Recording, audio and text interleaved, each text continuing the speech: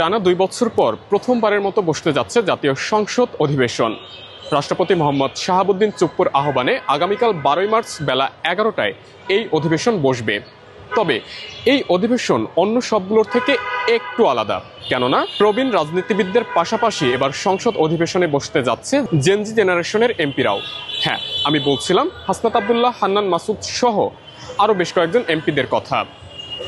দলমত নির্বিশেষে আমরা সাধারণ মানুষের সাথে কথা বলবো, জানার চেষ্টা করব এই তরুণ প্রজন্মের এমপিদের নিয়ে তাদের কি ভাবনা রয়েছে বা তাদের কাছেই বা কি প্রত্যাশা করছে সাধারণ মানুষ। তরুণরা আসুক, কাছে যে কোনো কাজ করুক, তরুণরা দেশের কাজ করুক, দেশের করুক, এরা তো ভালোই।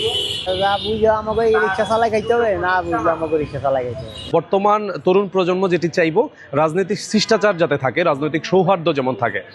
কিছু কিছু তরুণকে আমরা দেখছি যে সম্প্রতি রাজনীতির ফিল্ডে এসে শুধুমাত্র মিডিয়া হাইপ তৈরি করার জন্য অনেক শিষ্টাচার বহির্ভূত রাজনৈতিক বক্তব্য, রাজনৈতিক কথা বলছে। আমরা তাদেরকেও আহ্বান জানাবো যে আপনারা রাজনৈতিক সৌহার্দ্য প্রতিষ্ঠা করেন, রাজনৈতিক সম্প্রীতি প্রতিষ্ঠা করেন, রাজনৈতিক সৌহার্দ্য প্রতিষ্ঠা করেন এবং বাংলাদেশের তরুণরা যাতে সামনের রাজনীতিতে আগ্রহী হয়, তরুণরা যাতে আপনাদের দেখে কিছু শিখতে পারে, আপনারা যাতে অনুসরণীয় এবং অনুকরণীয় হয়ে থাকতে পারেন, সেই প্রত্যাশাই তাদের কাছে আমরা রাখবো এবং সেই আহ্বান তাদেরকে জানাবো।